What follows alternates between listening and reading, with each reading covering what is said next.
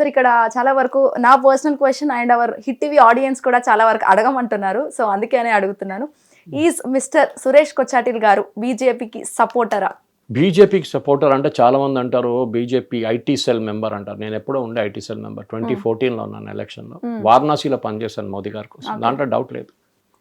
వారణాసిలో ఒక నెల రోజు లీవ్ తీసుకుని అప్పుడు పనిచేస్తున్న కంపెనీ నుంచి నా దగ్గర లీవ్ ఉండే, 2 నెలలు లీవ్ ఉండే, ఒక నెల లీవ్ తీసుకొని అక్కడ వెళ్ళి పనిచేశాను నేను.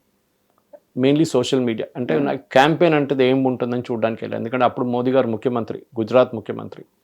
2013లో నేను ఆయన్ని గుజరాత్లో గాంధీనగర్లో కలిశాను ఒకసారి, ఇంకొక దానికి వెళ్ళిపోయి కలిసాను. అప్పుడు ప్రశాంత్ భూషణ్ కూడా అక్కడే, ప్రశాంత్ భూషణ్ కాదు, ప్రశాంత్ కిషోర్ అక్కడ ఉండే ఆ టైంలో. ఈ వాజ్ రన్నింగ్ మోదీజీస్ క్యాంపెయిన్. అప్పుడు ప్లాన్ చేస్తున్నారు ఆయన ప్రధానమంత్రి క్యాండిడేట్ అయితే ఏం చేయాలని చెప్పేసి. ఆయన కూడా కలిశాను నేను, ఆయన మళ్ళీ వారణాసిలో కలిశాను వాళ్ళ టీంతో సహా. బీజేపీ సపోర్టర్ అని కాదు, ఐఎమ్ ఎ నేషనలిస్ట్. నేషనలిస్ట్ అంటే దేశం కోసం నేను ఏమైనా చేస్తాను. నా దేశాన్ని ఎవరైనా దేశానికి కావాలంటే ఇన్సల్ట్ చేయడమో లేకుండా దేశం వ్యతిరేకంగా మాట్లాడిన మనుషులు నేను డెఫినెట్గా ట్యాకిల్ చేస్తాను, ఫిజికలీ కాదు, యూజింగ్ మై బ్రెయిన్. అది చాలా ఇంపార్టెంట్. ఎందుకంటే మన దగ్గర ఒకడు వచ్చి ఆర్గ్యుమెంట్ పెడితే కూడా చాలామంది అంటారు, సురేష్ గారు మీ వీడియోలు చూసిన తర్వాత మాకు కూడా కొన్ని పాయింట్స్ వచ్చిందని. అది కావాలి నాకు. ఓకే సార్, మీరు ఒక పాయింట్ ఒకరితో ఆర్గ్యూ చేస్తున్నప్పుడు ఈ పిల్లి నల్లదా తెల్లదా అని చెప్పి అడిగినప్పుడు అది క్లియర్గా ఆన్సర్ కావాలి మనకి. నల్లది ఉండొచ్చు, తెల్లదా ఉండొచ్చు అని అట్లా కాదు. You tell me it's black or white, it can be grey. ఇట్లాంటి ఆర్గ్యుమెంట్లో మన దగ్గర ఒక కాఫీ షాప్లో కూర్చొని ఉన్న ఆర్గ్యుమెంట్ ఉండొచ్చు, ఒక ఆఫీస్లో జరిగిన ఆర్గ్యుమెంట్ ఉండొచ్చు, లేకుండా ఒక బస్ స్టాండ్లో కూర్చొని ఆర్గ్యుమెంట్ చేస్తుంటారు. ఎక్కడైనా మనుషులు కూర్చొని మాట్లాడుతున్నప్పుడు మోదీ గారు ఏం చేస్తారు, మోదీ గారు 15 లక్షలు ఇస్తున్నారు, ఎందుకు ఇవ్వలేదంటారు. మోదీ గారు ఎక్కడ చెప్పారు 15 లక్షలని, నాకు ఒక వీడియో చూపించండి అన్న. చాలామంది అడిగాను, ఇప్పుడు కాదు 10 సంవత్సరాల నుంచి అడుగుతున్నాను, ఎవరు ఇవ్వట్లేదు. మోదీ గారు చెప్పారు, మీకు గుర్తుందా? మోదీ గారు ఏం చెప్పారు, స్విట్జర్లాండ్ మిగతా బ్లాక్ మనీ పెట్టుకున్న బ్యాంక్స్ నుంచి సిస్టమ్ నుంచి డబ్బులు తీసుకొస్తే ప్రతి భారతీయుడి పాకెట్లో 15 లక్షల రూపాయలు ఉంటుందని చెప్పారు. కరెక్ట్ అని చెప్పిన దాంట్లో తప్పలేదు. ఇప్పుడు కూడా అది కాదు, సుప్రీంకోర్టులో నడుస్తుంది ఆ కేసు. చాలామంది అంటారు మోదీ గారు ఎందుకు తీసుకురాలేదంటారు. బ్లాక్ మనీ అంటే బ్లాక్ కలర్ కాదు. మీరు సంపాదించిన డబ్బులు బయట ఉన్న బ్యాంకులలో తీసుకెళ్ళి పెట్టి, స్పెషలీ ట్యాక్స్ హేవన్, అది స్విట్జర్లాండ్ ఉండొచ్చు, కేమెన్ ఐలాండ్స్ ఉండొచ్చు, గిబ్రాల్టర్ ఉండొచ్చు, ఎక్కడైనా ఉండొచ్చు, హవానా, ఎక్కడైనా తీసుకెళ్ళి పెట్టేస్తారు మీరు. అట్లాంటి చోట్లలో మీరు దాన్ని ట్యాక్స్ కట్టట్లేదు, ఆ బ్యాంకులు ట్యాక్స్ అడగారు మీ దగ్గర. ఇప్పుడు మనకి డబుల్ ట్యాక్సేషన్ ఉంది కొన్ని దేశాలతో. అంటే మీరు అక్కడ ట్యాక్స్ కడితే ఇక్కడ కట్టక్కర్లేదు. ఇప్పుడు నేను థాయిలాండ్లో పనిచేసిన టైంలో అక్కడ ట్యాక్స్ కట్టాను నేను బ్యాంకాక్లో, అంటే ఇక్కడ కట్టక్కర్లేదు మళ్ళీ. సో నాది డైరెక్ట్ ఎన్ఆర్ఐ అకౌంట్కి వచ్చేస్తుంది డబ్బులు ఇక్కడ. అట్లా ఉండే అన్నమాట. అట్లానే పెద్ద పెద్ద కంపెనీలు ఏం చేస్తున్నారు, వాళ్ళకి ఇంటర్నేషనల్ ఆపరేషన్స్ ఉన్నప్పుడు వాళ్ళకి అక్కడ డబ్బులు పెట్టుకుంటారు. వాళ్ళు ఇండియాలో పెట్టాను ఏం చేసుకుంటారు, వాళ్ళు లండన్లో పేమెంట్స్ ఇవ్వాల్సి వస్తుంది, ప్యారిస్లో పేమెంట్స్ ఇవ్వాల్సి వస్తుంది, జర్మనీలో పేమెంట్స్ ఇవ్వాల్సి వస్తుంది, లాటిన్ అమెరికాలో పేమెంట్లు ఇవ్వాల్సి వస్తుంది వాళ్ళ కాంట్రాక్టర్కి, వాళ్ళ సప్లయర్స్కి.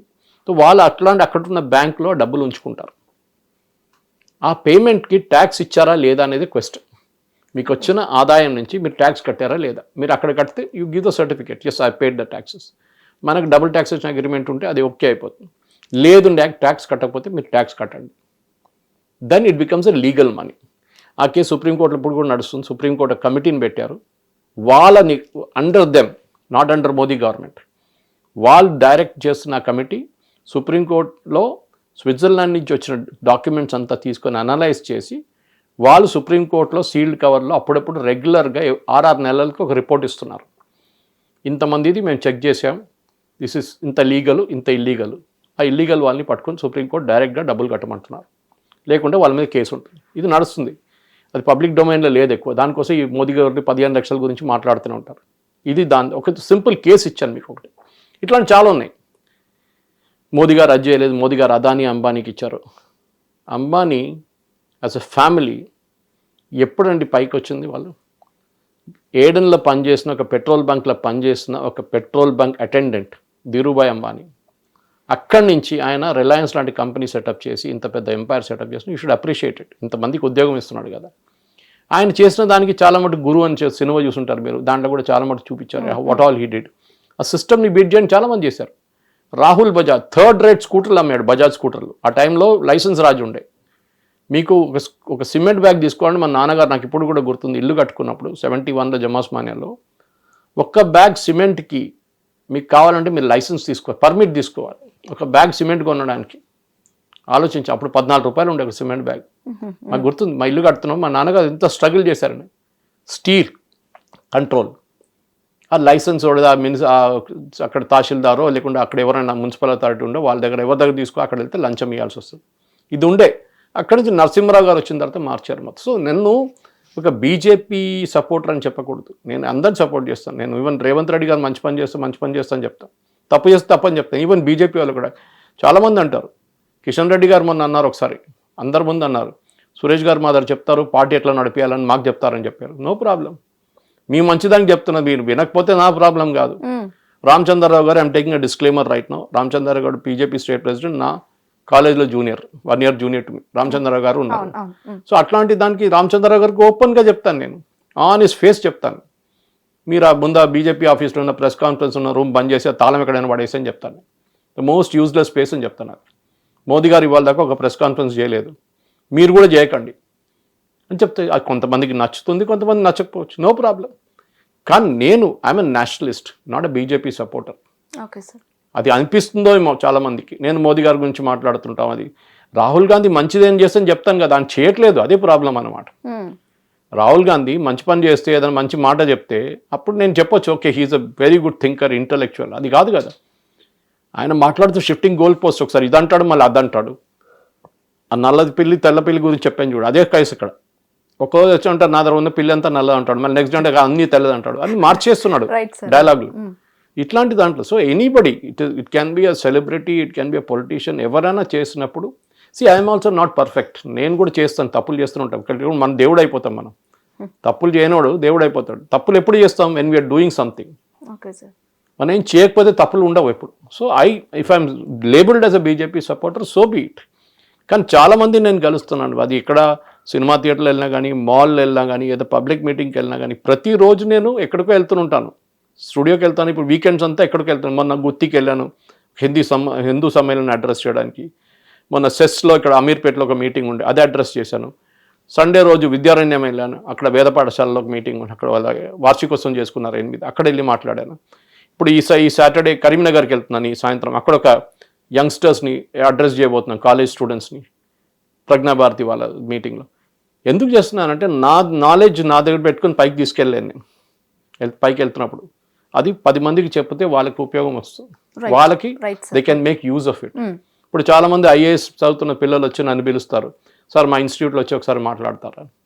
నేను చెప్పాను నాకు టైం లేదు. ఫస్ట్ ఆఫ్ ఆల్ నాకు రోజుకున్నది 24 గంటలు 36 చేయమని చెప్పి దేవుడికి ఎప్పుడు రాసిచ్చాను నేను, కానీ ఇప్పుడు దాకా అప్రూవల్ రాలేదు. ఇది ప్రాబ్లం. మనకున్నది 24 గంటలు, దాంట్లో 6 గంటలు నిద్రపోవాలి. I'm 63 now. సో ఆ టైంలో నా హెల్త్ చూసుకోవాలి నేను. సో డెఫినెట్గా మిగతా టైంలో నేను స్టూడియోకి వెళ్ళి 8 నుంచి 10 గంటలు ఒక రోజు ఖర్చు పెడితే, దాని తర్వాత నేను నా రీసెర్చ్ చేసుకోవాల్సింది. నా కార్ నేను డ్రైవ్ చేస్తాను, నేనే డ్రైవ్ చేస్తాను. ఇంటికి వెళ్ళి నాకు గంటన్నర పడుతుంది అల్వాల్ వెళ్ళేదాకా, జూబ్లీ హిల్స్ నుంచి. ఇదంతా ఇన్వెస్ట్మెంట్ ఆన్ టైం. ఎవరికి చేస్తున్నాం మనం?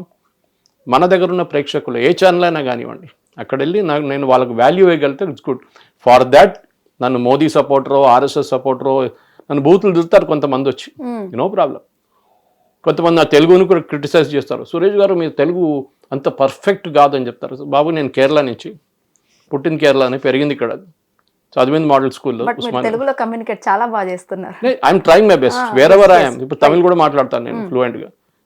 That is what you should learn a local language. చాలా ఇంపార్టెంట్. చిన్నప్పటి నుంచే నేర్చుకున్నాను, రాయడం వచ్చు, చదవడం వచ్చు, అన్ని వచ్చు తెలుగు నాకు.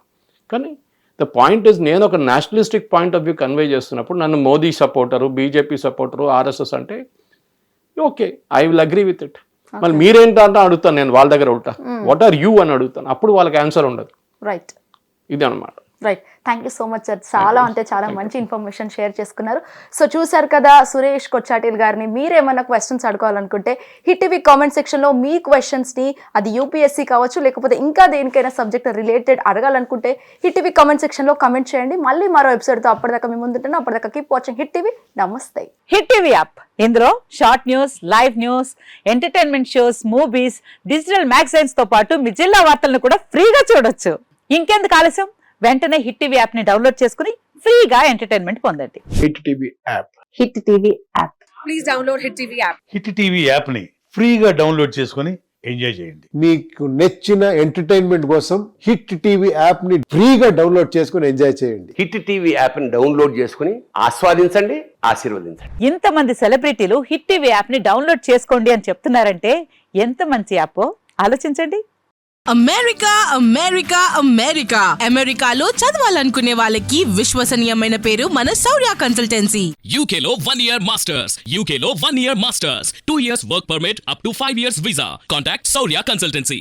Contact 89851 89851.